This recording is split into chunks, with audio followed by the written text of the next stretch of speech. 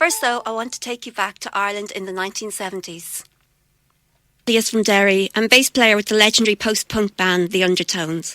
He joined his school friend's band in 1974, and his new book, Teenage Kicks, My Life as an Undertone, tells the tale of how a band that had no singer and bought their equipment in Reynolds of Raphoe, using a cheque from the Provident, went on to make 13 Top of the Pops appearances, released 4 studio albums, including their debut album, which is in the top 40 post-punk albums of all time, and gave us all a single that was not only John Peel's favourite song, but many of all of our favourite songs at all times, Teenage Kicks. Michael, thank you so much for joining us this evening to talk about your new book. And I have to say, just like that song, it's an absolutely wonderful, wonderful book to read. Oh, thank you very much. I have to say, I felt like I was sitting in the pub talking to you about your life as an undertone. The first time around, it was, I saw somebody tweet yesterday that it was actually like reading a Bill Forsyth novel, if that makes any sense to you.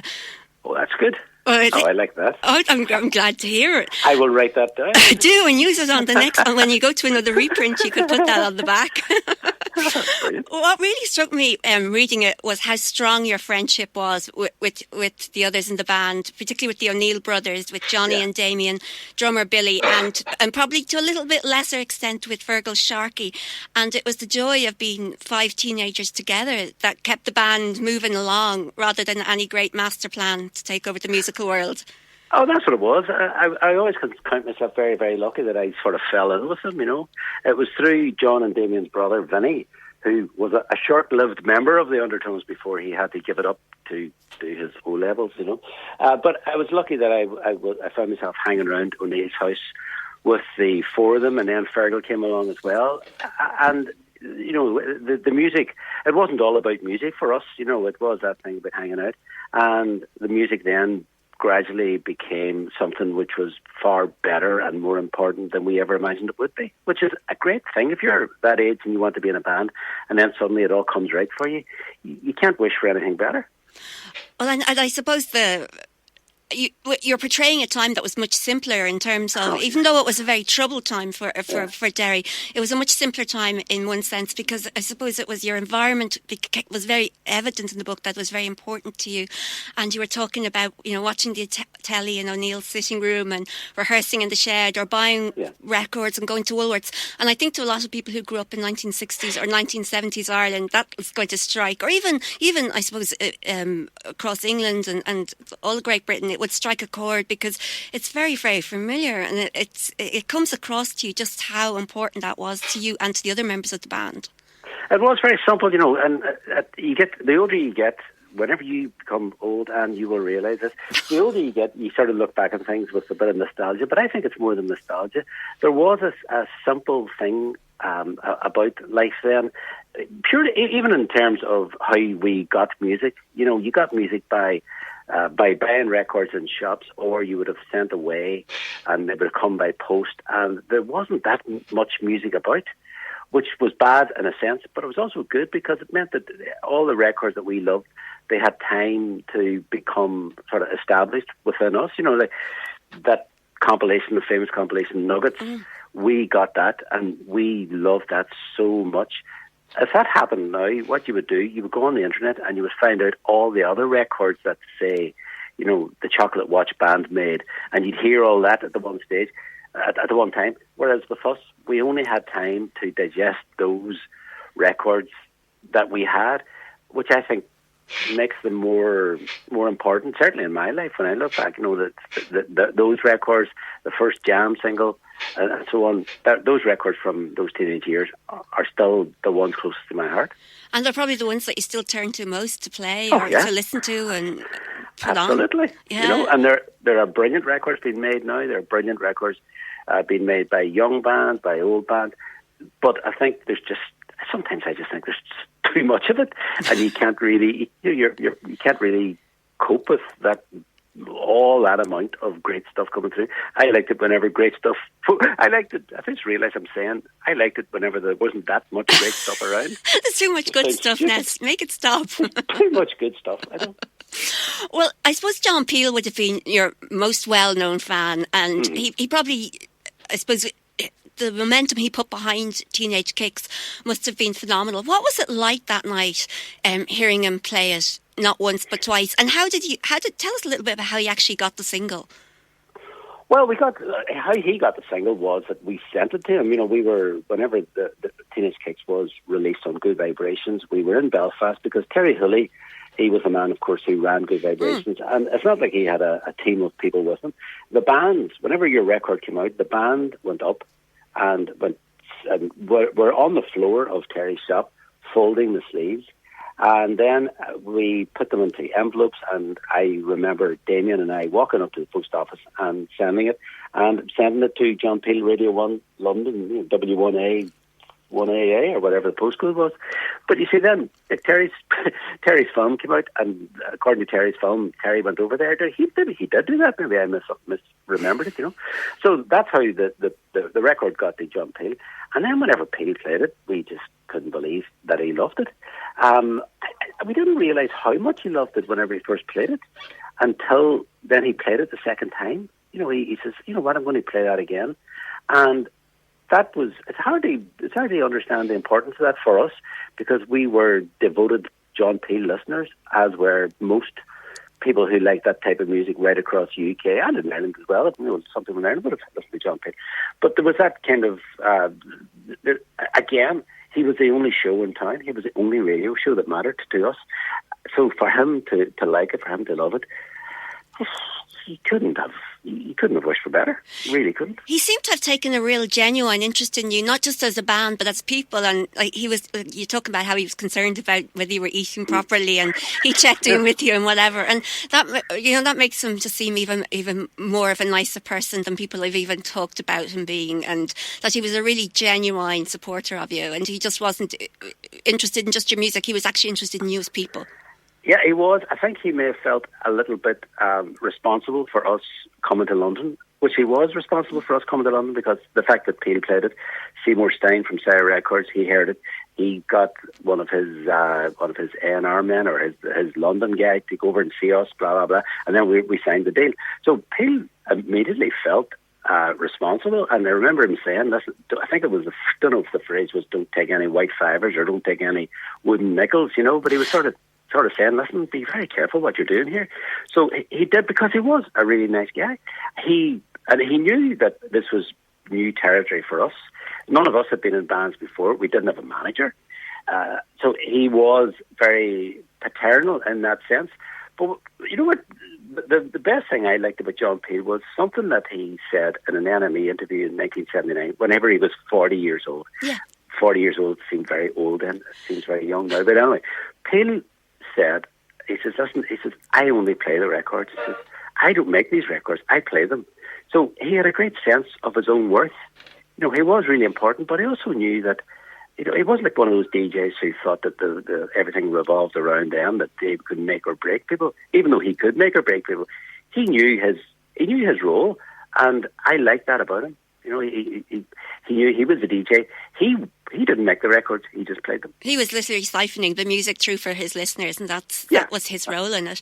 Yeah. I have to say, what struck me, apart from the big, the themes of friendship and I suppose the luck element of the book or whatever, how chancers maybe even a little bit. Very lucky, but that rock and roll excess didn't really play much part in the Undertones' life. I have to say, there's a lot more talk about sandwiches than supermodels, and probably about Coke than about Coke floats than the other sorts of Coke. That might be more the norm with rock and roll excess. Was it naivety or on the part of the Undertones that you didn't sort of realise all this excess was out there and you could be part of it, or were you just happy with your lot? Well, we were happy with our lot, but also, we grew up believing everything we read in the NME. So for us, rock and roll excess was something that the boring old farts did. Rock and roll excess was something that like the previous generation had done. For us, we weren't Puritans, really, and he liked that as well. So we came over and we decided. He came over and we decided to do it in O'Neill's house, which is the film was done in O'Neill's house, where we formed, where we practiced, where John wrote Teenage Kicks. And this was the epicenter of our universe. So, all set up. the theme Subbuteo, because Subbuteo is mentioned in the film. Right, let's put up a Subbuteo table in O'Neill's kitchen, and we'll film it, and so on. And the lights were on. Everything was great, playback and all that, you know. Of course, in the middle of all this, Vinny, John and Damien's brother, he was running around. I think he was going out, and he was. I remember him standing in the kitchen, like ironing his trousers, you know. Anyway, all this, and the thing was running, and then suddenly everything went, you know, quiet and dark because the lights failed. I mean, for a second, it was like, what happened? What happened was that O'Neill's electricity meter, which was being fed 50p, it ran out.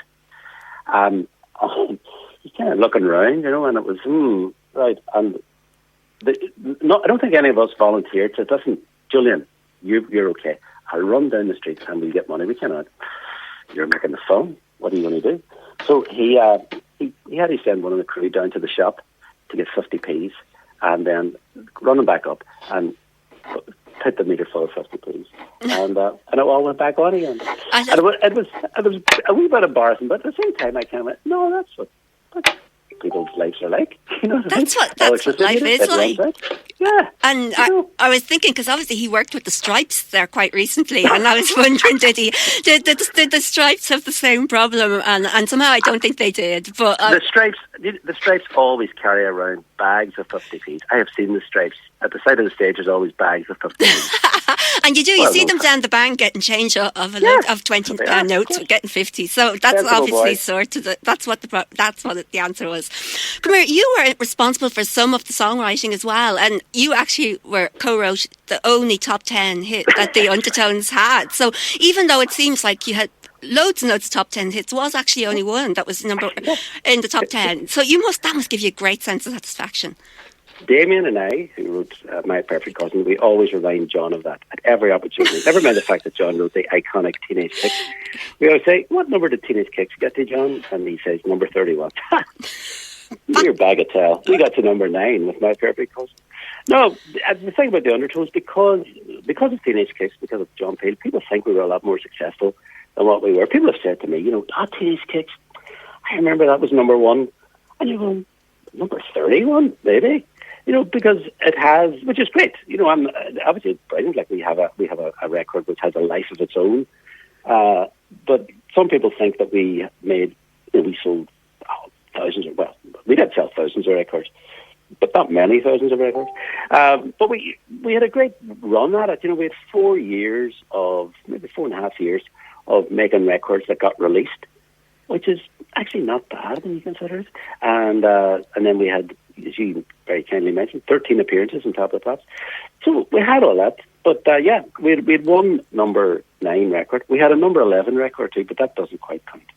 No, I still think it's a pretty phenomenal track record you have in terms of that, and then the legacy that you left is not left, because you've reformed, of course, since you actually did break up, and I have to say you were very diplomatic about the way you wrote about the breakup in 1983, the band, and it felt like everyone left on reasonably good terms. You'd all been thinking about it, maybe with the exception of Billy, and it wasn't, it was something that was a natural progression for the band. You weren't going to stay together forever, so nobody was really surprised. That was because a couple of things. It sounds odd, but within the space of those 4 years, even though we had been friends for 4 years before that, something happens. Maybe something happens whenever you start getting girlfriends, you get married, and so on, and your relationships change, and some relationships get more important than other relationships. But then within the band itself, the fact that we didn't, the third LP, Positive Touch, was a good LP, didn't really become a hit, certainly not compared to Hypnotised. And then the fourth LP, Son of Pride, which I'm not that happy listening back to it, because it was a bit of a procedure making it. That didn't get anywhere, no hit singles from it, the record didn't get anywhere. And you kind of go, why don't we just stop it? But you don't want to say that, and it was fertile. And I remember a conversation we had, one of our famous meetings. But I remember I can't remember, some single came out and it wasn't that much of a success, but it got a great review in NME. And I remember saying to the rest of them, I says, well, if it gets a good review in the NME, does it really matter if it's not a hit? And Fergal kind of looked at me and says, oh, yes. it's not a hit. Like. And I went, right, okay. And he had a very good point. And then whenever it came to the failure, let's say commercial failure in '83 of Cinema Pride, we were on in the European tour, which was okay. It was great. Like, God Almighty, you're playing in Europe, of course, it's great. But then we caught us in a bad mood, and Fergal just says, right, that's it. And he says, I'm leaving the band. And it was like a relief. It was like a divorce from a bad marriage, Yeah. And it was one of those things where you go, yeah, good. I'm glad you said that. Yeah. And Damien says yes. Damien and I had mentioned it a couple of weeks before. He says, what happens? What are you going to do after the band? Yeah. And then it happened. And Fergal says, go. And Fergal says, they were doing a show, and they asked Billy and I if we would play drums. We kept says yes. And then he says, well, would you ask John? And Billy asked John, and John says, okay, I'll come down too. And then we asked Damien, and Damien says, is John doing it? And I said, great. And the four of us went down, and the four of us shared the stage with the Saw Doctors, which is very strange because none of us sang. That's brilliant. It was great, and we did a selection of our greatest hits. And then that night we played in a pub. We still didn't have a singer, and Davy Curtin from the Saw Doctors was kind of there, but he only sang one song. And then we asked people, did anyone know any songs? And a couple of guys came up, and they sang like, Teenage Kicks and Get Over You and Jimmy Jimmy. It was great crack, and that kind of planted the seed for us. We said, why don't we do it again? Well, there was no great talk about it because obviously there's no singer. And then the Nerve Centre in Derry, they were opening a building. They said, will you reform? And he says, well, hold on, we see who's going to sing. And then three of us independently thought, Paul McClune from Derry, used to be in a band with Billy. He'll be great. So we asked him. He says aye, and he says, yeah, great. And that's been it ever since. Yeah. And I have to say, it's fantastic to see you playing again. It's absolutely wonderful. You end the book by saying that you were a bicycle courier in London, and it was probably maybe the best job you ever had. Maybe not. Obviously, the irony is there. If you were to do things differently, would you actually be happy enough to go on the same roundabout with the Undertones again? I would be happy. Obviously, it would be great to be, financially very well off. Of course. But, everyone would love that. But I think I like the neatness of the Undertones. And that's why I ended the book where I died in the Cranberries. That no one knows. Oh, so you were, because they only knew Dolores, of course. But it's not Dolores. You want to be one of the other ones. If all the riches of the Cranberries without anyone ever bothers them. Sometimes I think that, but then maybe not.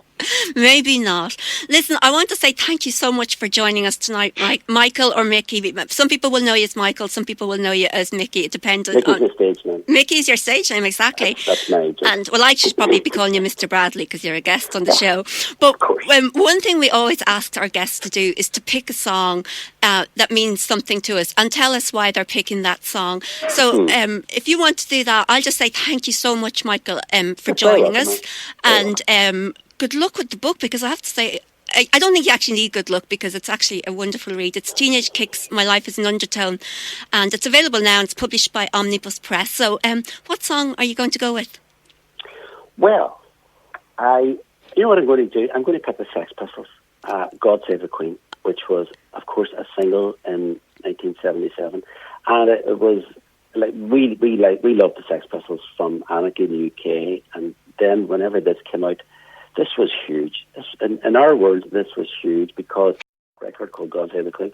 So whenever I hear it still, it just brings back so many great memories. It's brilliant. Well, let's have a listen to it. And once again, Michael Bradley, thank you so much for joining us this evening on Word for Word. Very welcome. Very welcome.